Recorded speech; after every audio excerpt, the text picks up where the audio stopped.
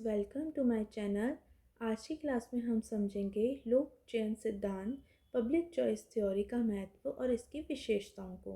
लोक चयन सिद्धांत का महत्व। लोक चयन सिद्धांत राजनीति विज्ञान और अर्थशास्त्र का संगम है जो ये समझाने में मदद करता है कि सार्वजनिक क्षेत्र में निर्णय किस प्रकार से लिए जाते हैं। सार्वजनिक क्षेत्र में निर्णय किस प्रकार से लिए जाते हैं अथवा नीतियाँ किस प्रकार से बनाई जाती हैं, इसको समझाने में ये मदद करता है। इसका महत्व निम्नलिखित बिंदुओं में स्पष्ट किया जा सकता है।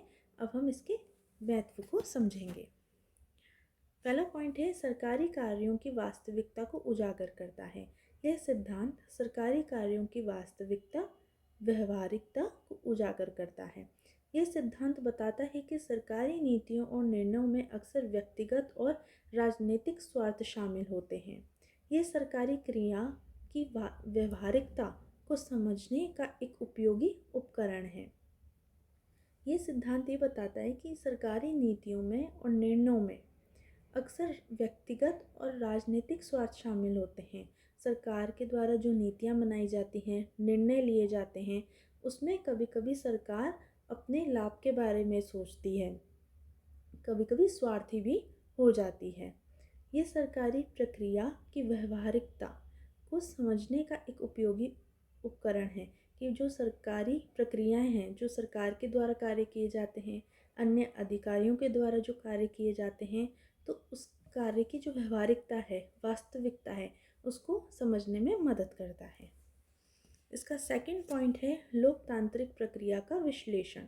ये सिद्धांत लोकतांत्रिक प्रणालियों में मतदाताओं, राजनीतिक दलों और ब्यूरोक्रेसी के व्यवहार का विश्लेषण करता है।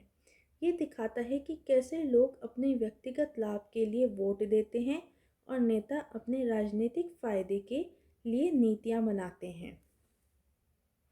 ये सिद्धांत ये बताता है कि लोकतांत्रिक प्रणालियों में जो मतदाता हैं, वोट देते हैं, राजनीतिक दल और ब्यूरोक्रेसी, नौकरशाही के व्यवहार का विश्लेषण करता है कि इनका व्यवहार कैसा है। ये दिखाता है कि कैसे लोग अपने व्यक्तिगत लाभ के लिए, स्वयं के लाभ के लिए वोट देते हैं और नेता अपने राजनीतिक फ़ायदे के लिए नीतियाँ बनाते हैं कि उन्हें फ़ायदा हो। अब इसका थर्ड पॉइंट है सरकारी विफलताओं को समझाना। ये सिद्धांत सरकारी विफलताओं को भी समझाता है। लोक चयन सिद्धांत केवल बाजार की विफलताओं का अध्ययन नहीं करता। लोक चयन सिद्धांत केवल बाजार की जो विफलताएं, बाजार में जो विफलताएं आती हैं उसी को ही नहीं समझाता, बल्कि ये सरकारी विफलताओं को भी उजागर करता है कि मतलब सरकारी प्रक्रियाओं में किस प्रकार विफलता आती है।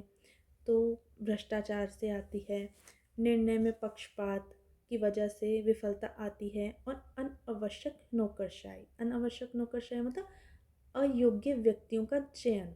ऐसे अधिकारी जो अयोग्य हैं, अगर वो अयोग्य होंगे, सक्षम नहीं होंगे, तो वो किसी भी उद्देश्य को जो सरकार के द्वारा उन्हें दिए गए हैं उसे नहीं पूरा कर पाएंगे, तो सरकारी जो प्रक्रिया हैं, कार्य हैं, उद्देश्य हैं, वो विफल ही होंगे। अब इसका फोर्थ पॉइंट है नीति निर्माण में सुधार का सुझाव। ये नीतियों को अधिक पारदर्शी और जवाबदेह बनाने का मार्गदर्शन देता है। उदाहरण के लिए ब्यूरोक्रेटिक प्रक्रियाओं को सरल और प्रभावी बनाने पर जोर देता है। ये नीतियों को अधिक पारदर्शी और जवाबदेह बनाने का मार्गदर्शन देता है कि जो नीतियां हैं वो अधिक पारदर्शी हों और जवाबदेही हों। उदाहरण के लिए ब्यूरोक्रेटिक प्रक्रियाओं को, जो नौकरशाही है, जो अधिकारी हैं, वो जो क्रियाएं करते हैं वो सरल हों और प्रभावी हों, है ना, उससे उससे लाभ प्राप्त हो। मतलब कि जो भी योजनाएं बनाई जाती हैं, है ना, जो भी सेवाएं प्रदान की जाती हैं नागरिकों को, उसका अच्छा प्रभाव पड़े, है ना, उनकी मदद हो उन सब योजनाओं से और सेवाओं से। अब इसका फिफ्थ पॉइंट है आर्थिक संसाधनों का कुशल प्रबंधन।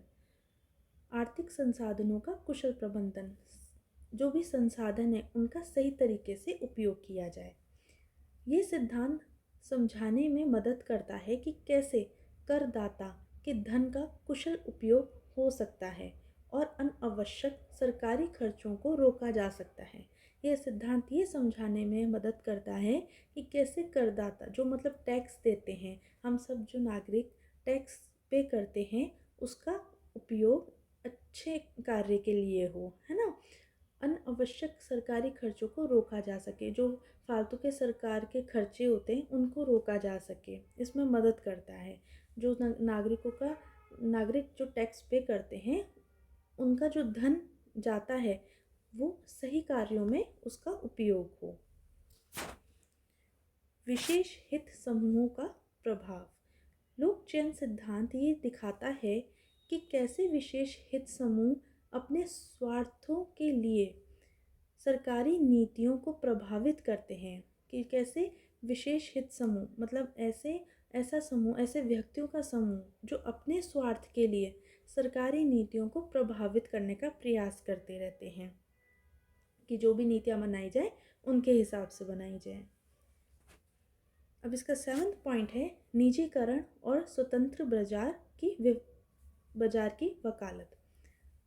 ये सिद्धांत इस बात पर जोर देता है कि कई बार निजी क्षेत्र और बाजार सार्वजनिक क्षेत्र की तुलना में अधिक कुशल और उत्तरदायी होते हैं।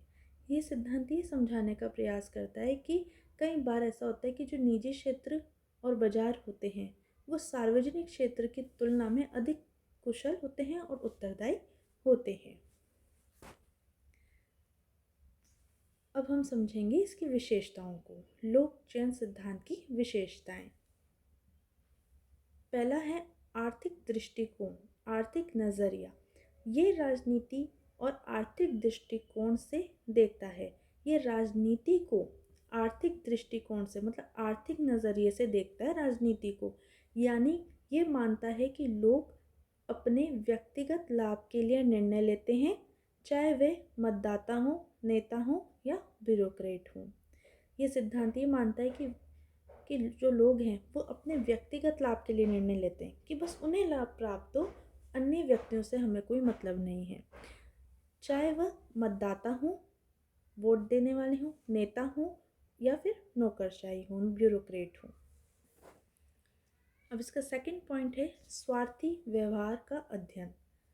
लोक चयन सिद्धांत इस विचार पर आधारित है कि सार्वजनिक क्षेत्र में काम करने वाले व्यक्ति भी स्वार्थी हो सकते हैं और अपने लाभ के लिए निर्णय ले सकते हैं। इस सिद्धांत का ये मानना है कि सार्वजनिक क्षेत्र में काम कर रहे जो भी अधिकारी हैं, जो भी व्यक्ति हैं, वो भी स्वार्थी हो सकते हैं और अपने लाभ के लिए निर्णय ले सकते हैं। अब इसका 3rd पॉइंट है राजनीतिक प्रक्रिया का तर्कसंगत विश्लेषण। ये सिद्धांत चुनाव, वोटिंग और नीति निर्माण जैसे राजनीतिक प्रक्रियाओं को तर्कसंगत और वैज्ञानिक तरीके से समझाने का प्रयास करता है। ये सिद्धांत ये प्रयास करता है कि जो चुनाव, वोटिंग और नीति निर्माण जैसे राजनीतिक प्रक्रिया हैं उनको तर्कसंगत और वैज्ञानिक तरीके से समझाने का प्रयास करता है। फैक्ट के आधार पर चीज़ों को समझाने का प्रयास करता है ये सिद्धांत। अब इसका 4th पॉइंट है सरकारी विफलताओं पर ध्यान केंद्रित।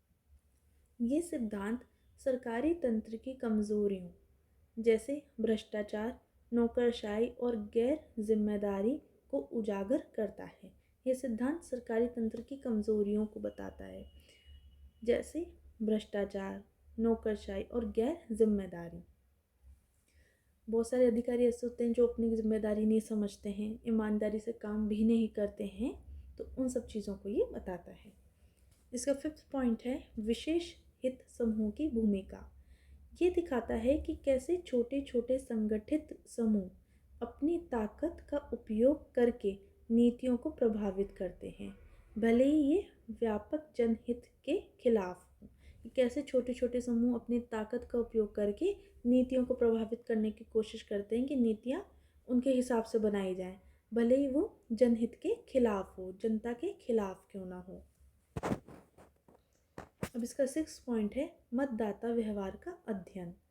लोक चयन सिद्धांत इस पर ध्यान केंद्रित करता है कि मतदाता अक्सर अल्पकालिक लाभ जैसे सब्सिडी या कर में छूट को प्राथमिकता देते हैं, भले ही इससे दीर्घकालिक नुकसान हो। ये सिद्धांत ये समझाने का प्रयास करता है कि मतदाता अक्सर अल्पकालिक लाभ, मतलब कम समय के लिए लाभ मिल जाए, बस कम समय के लिए मिल जाए पर कम लाभ मिल जाए, तो उसको प्राथमिकता तो देते हैं, भले ही इससे दीर्घकालिक नुकसान हो जाए, लंबे समय के लिए नुकसान हो जाए वो चलेगा, लेकिन कम समय के लिए, एक शॉर्ट टाइम के लिए ही कुछ लाभ मिल जाए, उसको प्राथमिकता ज़्यादा देते हैं मतदाता। अब इसका 7वां पॉइंट है अर्थशास्त्र और राजनीति का संयोजन। ये सिद्धांत अर्थशास्त्र के लागत लाभ विश्लेषण को राजनीति में लागू करता है। ये सिद्धांत अर्थशास्त्र के लागत लाभ विश्लेषण के कितना लगाया और उससे कितना लाभ प्राप्त हुआ, इस विश्लेषण को राजनीति में लागू करने का प्रयास करता है ये सिद्धांत। अब हम इसके निष्कर्ष को समझेंगे। लोक चयन सिद्धांत एक महत्वपूर्ण उपकरण है जो ये समझने में मदद करता है कि सार्वजनिक क्षेत्र में निर्णय किस प्रकार लिए जाते हैं। इसकी विशेषताएं और महत्व न केवल सरकारी तंत्र की कमजोरियों को उजागर करता है, बल्कि ये सुझाव भी देते हैं कि सार्वजनिक नीतियों को अधिक कुशल और पारदर्शी कैसे बनाया जा सकता है। लोक चयन सिद्धांत एक महत्वपूर्ण उपकरण है जो ये समझाने में मदद करता है कि सार्वजनिक क्षेत्र में निर्णय किस प्रकार से लिए जाएं अथवा नीतियां किस प्रकार से बनाई जाएं। इसको समझाने में ये सिद्धांत मदद करता है। इसकी विशेषताएं और महत्व न केवल सरकारी तंत्र की जो कमजोरियां हैं उसको उजागर करता है, बल्कि ये सुझाव भी देता है साथ ही साथ कि सार्वजनिक नीतियों को अधिक कुशल, निपुण और पारदर्शी कैसे बनाया जा सकता है। आई होप फ्रेंड्स आज का टॉपिक आपको अच्छे से समझ में आया होगा, और प्लीज़ मेरे चैनल को लाइक ज़रूर करें।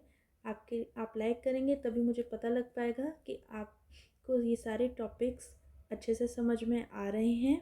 और प्लीज़ शेयर ज़रूर करें, सब्सक्राइब कर लें ताकि आपको मेरे नए नए वीडियोस मिलते रहेंगे। अब हम मिलते हैं नेक्स्ट क्लास में एक नए टॉपिक के साथ में। तब तक अपना ध्यान रखें। Okay bye friends.